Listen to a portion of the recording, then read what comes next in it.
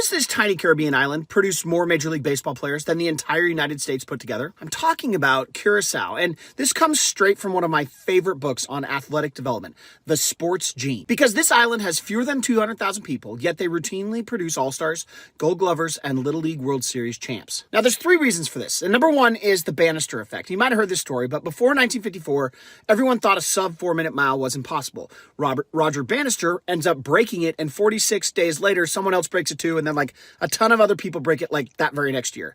Well, that's kind of like Curacao. When a kid from your neighborhood signs with the Braves or the Yankees, the belief in the community explodes. Kids grow up thinking, oh, he did it, why not me? Reason number two is a chaotic, constraint-based culture. See, their culture is built on basically a bunch of chaotic, constraint-based games. They're not perfect front toss in a cage with lessons. They're not blocked practice.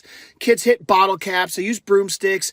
They handle weird hops on crappy surfaces. They have to adjust to a bunch of random timing, and it's just chaos. And it ends up building timing, adjustability, decision-making, and all the exact things that most kids struggle with in the game today. Of course, they have organized stuff as well, but the culture and the play has a lot more chaos in it. And then reason number three is mixed age backyard competitions, like all of the daily street games. So kids will jump into whatever game is happening, almost always with older or better players. And when you're the youngest in those games, you end up adapting faster because you have to. So after reading all of those examples in that book, The Sports Gene, I started to see how these three factors shape the level of skill that kids develop for all sorts of sports. So I really wanted to start to pay attention and build a system that tries to recreate as many of these advantages as possible for my own kids, because there's so much more that goes into developing an elite hitter or baseball or softball player than just telling them to stay inside the ball and getting your weekly lesson. So that's what we talk about all the time on this channel. How do you design your practices to make sure that as many of these factors are helping your kid develop to their full potential